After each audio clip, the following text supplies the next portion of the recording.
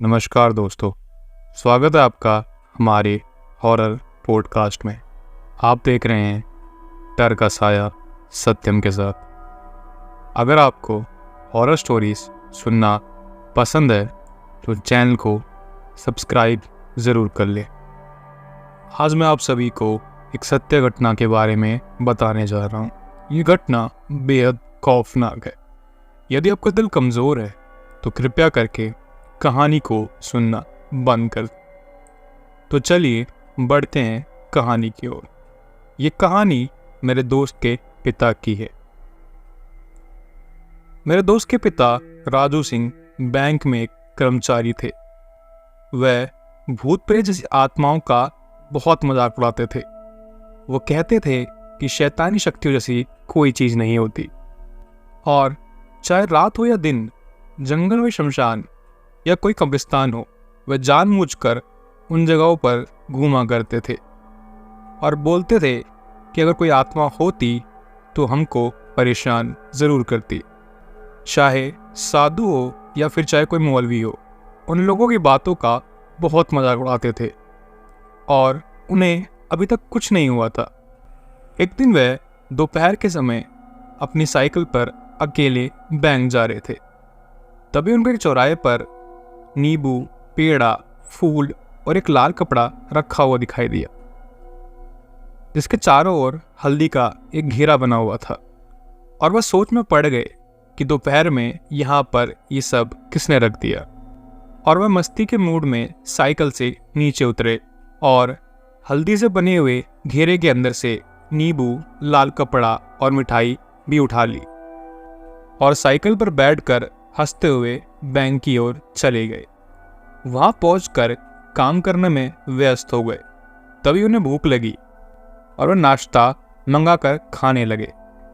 तभी उनको याद आया कि मेरे पास नींबू, मिठाई भी रखी हुई है, तो उन्होंने उसे भी खा लिया और जो लाल कपड़ा उठाया था उससे अपना मुंह पोंछकर कूड़े में फेंक दिया और उनको कुछ भी नहीं हुआ। जैसे जैसे दिल डरने लगा, रात होने लगी, वैसे ही उनका सर भारी होने लगा और वह घर आ गए।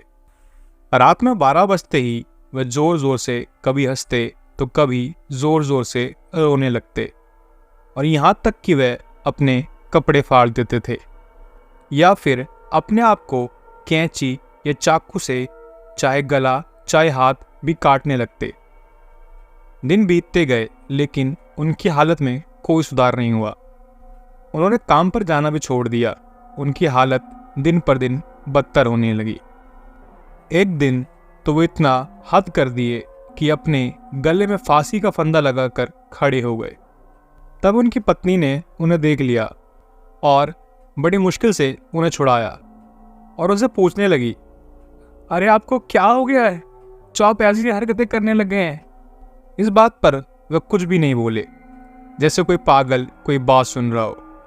उनकी पत्नी परेशान होकर डॉक्टर के पास पहुंची और उनका इलाज करने को कहा। हालांकि डॉक्टर को बीमारी समझ में नहीं आई, फिर भी वह उनको ग्लूकोज की बोतलें चढ़ाना शुरू कर दिए। धीरे धीरे दिन बीतते गए।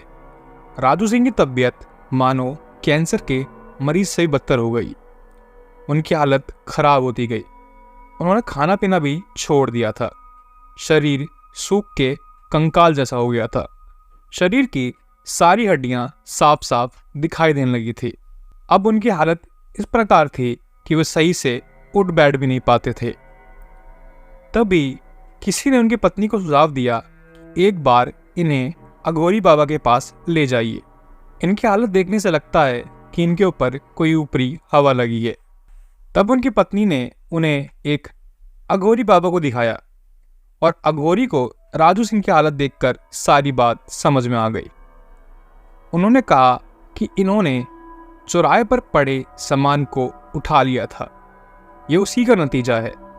राजू सिंह की पत्नी ने पूछा, ये सब कैसे हुआ? मैं कुछ समझी नहीं। तब अघोरी ने बताया कि चौराहे पर एक आदमी ने किसी को झाड़ फूंक करके उसकी आत्मा को आजाद किया था, और जैसे ही उसने सारा सामान चढ़ाकर पीछे लौटा, वैसे ही राजू सिंह वहां पहुंचकर सारा सामान उठाकर खा लिए होंगे। तभी आत्मा इनको परेशान कर रही है। राजू सिंह की पत्नी ये सब सुनकर रोने लगी और रोते रोते अघोरी का पाँव पकड़ लिया और बोली, बाबा अब आपका ही सहारा है। उनकी इस हालत को देखकर अघोरी भी दुखी हो गया और वो बोले, ठीक है, पहले जाकर कुछ नया सामान खरीद कर लेके आओ, फिर मैं बताता हूँ। राजू सिंह की पत्नी ने पूछा, क्या लाना होगा बाबा? फिर अघोरी ने बोला, 1 नींबू, 1.25 किलो मिठाई, 100 मीटर लाल कपड़ा और 1 फूलों का हार लेके आओ, और ये सब अपने पति से जूठा करवा कर हमें दे दो। हम देखते हैं कि हमसे क्या हो सकता है। जैसा अघोरी ने बताया, उसकी पत्नी ने वैसा ही किया। अघोरी ने पूजा पाठ संपन्न करने के बाद 1 लोटा पानी राजू सिंह के चारों तरफ घुमाकर पी लिया और चले गए। इसके बाद राजू सिंह प्रतिदिन सही होने लगे और उनको कुछ भी याद नहीं आया और वो एकदम स्वस्थ हो गए और अपने बैंक के काम पर फिर से जाना चालू कर दिया। उनकी पत्नी ने मन ही मन उन बाबा को शुक्रिया अदा किया। इसके बाद राजू सिंह ने रास्ते में कभी भी किसी अनजान वस्तु को देखकर उठाना बंद कर दिया और जंगल, शमशान और कब्रिस्तान के बाहर भी घूमना बंद कर दिया। वो अघोरी बाबा उनके लिए भगवान से कम नहीं थे, क्योंकि उनकी पत्नी ने उन्हें जगह जगह दिखाया था।